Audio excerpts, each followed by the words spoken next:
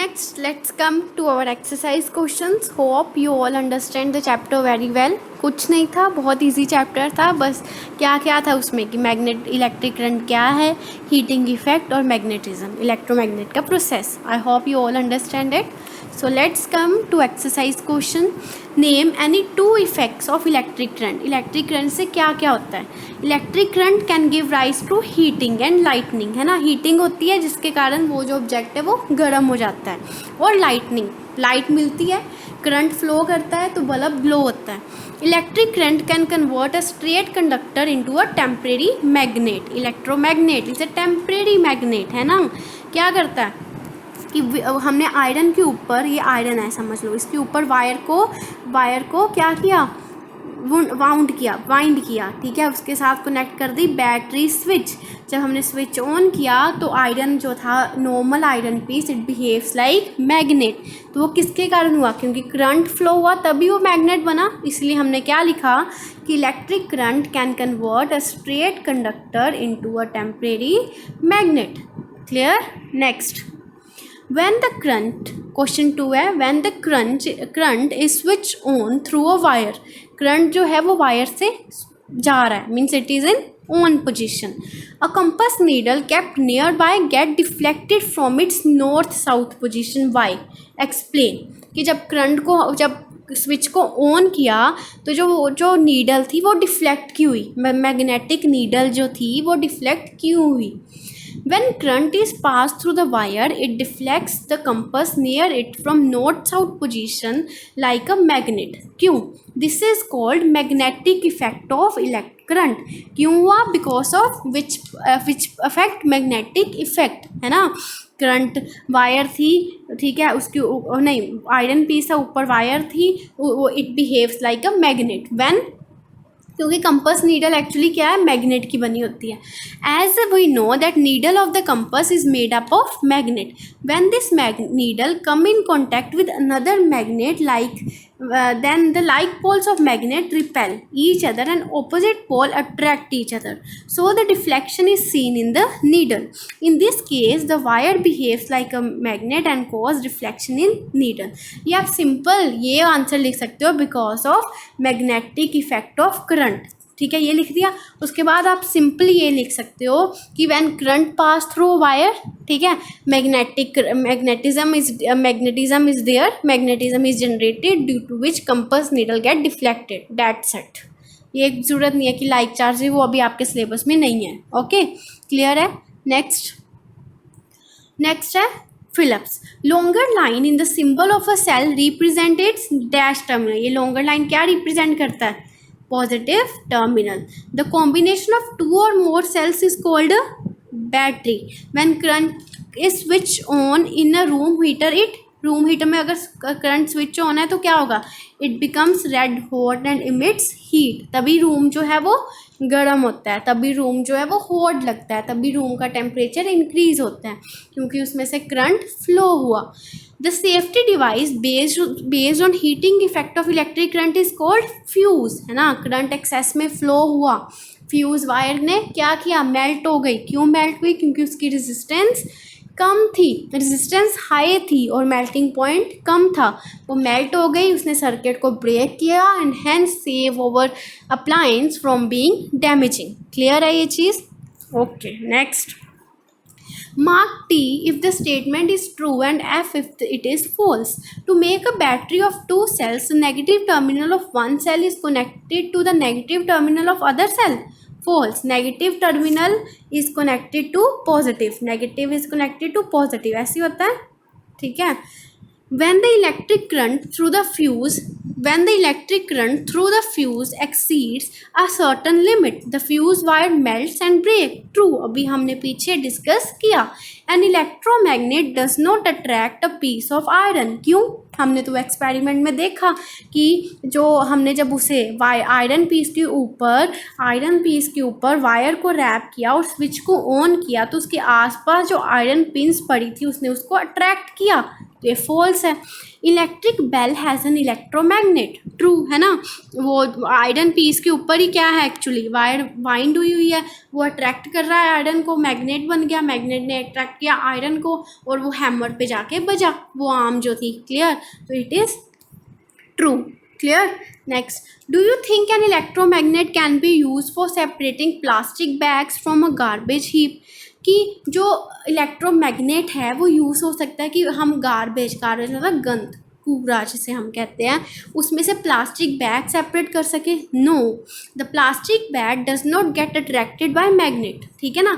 अब आपको बताइए मैग्नेट क्या अट्रैक्ट करेगा प्लास्टिक को, देखना कभी मैग्नेट को देखना बनाओ और मैग्नेट को plastic, no it will not attract a plastic, so they cannot be separated by an electromagnets. Plastic material are not magnetic material. Only magnetic material like iron can be attracted by a magnet. ये तो सबको clear है ये चीज़, है ना।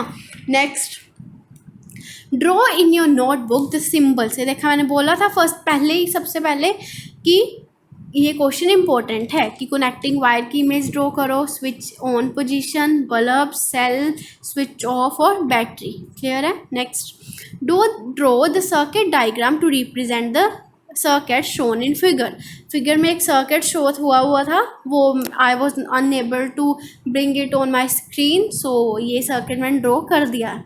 ठीक है, ये मैंने लिख भी दिया है। One terminal of the bulb is connected to another terminal of the cell and other terminal of bulb and cell are connected to a safety pin. ये एक्चुअली मैंने diagram, I was unable to make that diagram on screen, so I have illustrated it in written way, और मैंने ये नीचे diagram बना दिया है, just see to it. Okay. Next, figure shows the cell fixed on a board. Draw lines to indicate how you connect their terminals with wires to make a battery of 4 cells.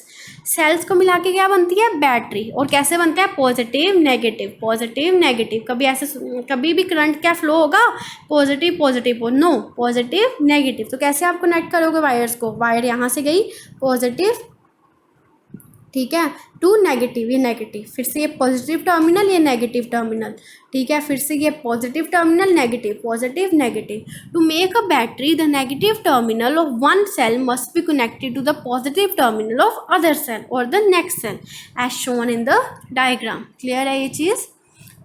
चलो good. Next, the bulb is in the circuit is shown does not glow. Can you identify the problem? Make necessary changes in the circuit to make the glow. Actual diagram जो था, I was unable to take that diagram again on my screen. उसमें क्या था actual diagram में, ये जो minus वाला था टर्मिनल, ये प्लस की जगह यहाँ पे भी माइनस था, मतलब ये भी माइनस, ये भी माइनस, ये भी प्लस, ये भी प्लस, तो क्या करंट फ्लो होगा, नो। तो एक्चुअल डायग्राम कैसे आएगा, ऐसे। तो आंसर है the bulb in the circuit is not glowing because the two cells are not connected properly. ठीक है, ये सेल देखो, ये सेल जो था इस यहाँ पे भी नेगेटिव टर्मिनल था, ये डायग्राम में ये सही है, करेक्ट है, नेगेटिव पॉजिटिव। ठीक है, positive terminal of one cell is connected to positive terminal of another cell. Thus, to make bulb glow, the negative terminal of one cell should be connected to the positive terminal of other cell as shown in figure. अब देखो positive to negative current flow करेगा and hence the bulb glows, which भी on position में। clear है ये चीज़। next, an electrician is carrying out some repairs in your house. He wants to replace a fuse by a piece of wire. Fuse जो है, would you agree? No.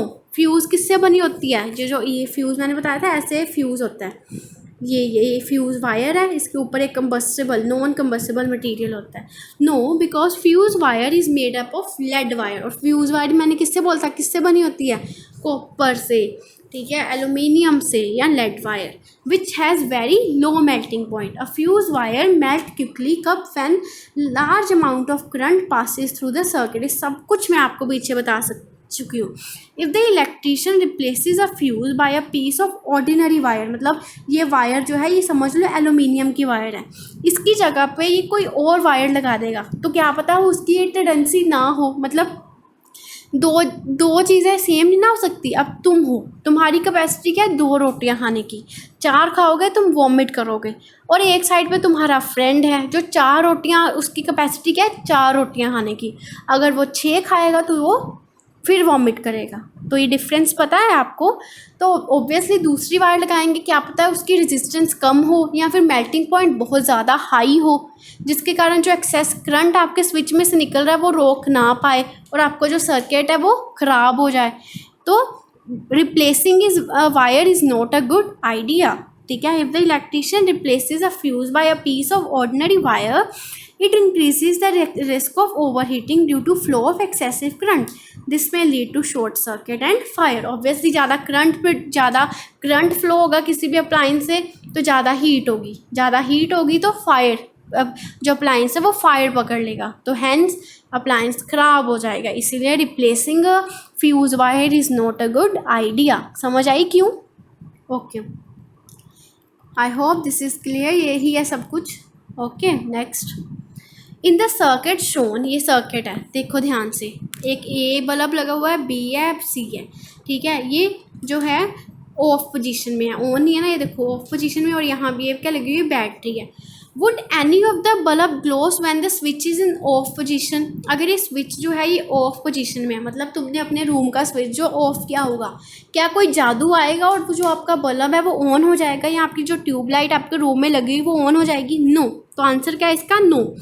Second question है what will be the order in which the bulb A B C will glow when the switch is moved to on position? अब क्या हुआ, आपने switch on कर दिया और आपके रूम में 3 लाइटें लगी हुई हैं, स्विच ऑन कर दिया तो वो क्या तीनों लाइटें इकट्ठे ऑन होंगी या फिर एक पहले होगी फिर दूसरी होगी फिर तीसरी होगी? क्या आप सोचो पहले। तीनों लाइटें जो हैं वो इकट्ठी ऑन होगी। क्यों? क्योंकि जब स्विच ऑन करोगे तो जल्दी जल्दी जो इलेक्ट्रॉन्स है वो अपने आप को एक साइड पे अलाइन करेंगे तो हैंस जो बल्ब है या आपकी जो ट्यूबलाइट रूम में लगी हुई है वो ग्लो करेगी। हैंस जो तुम्हारे जो बल्ब है they all will glow simultaneously. Clear है ये चीज़? Okay, so this was all about the chapter. I hope you all understand this chapter very well. Thank you.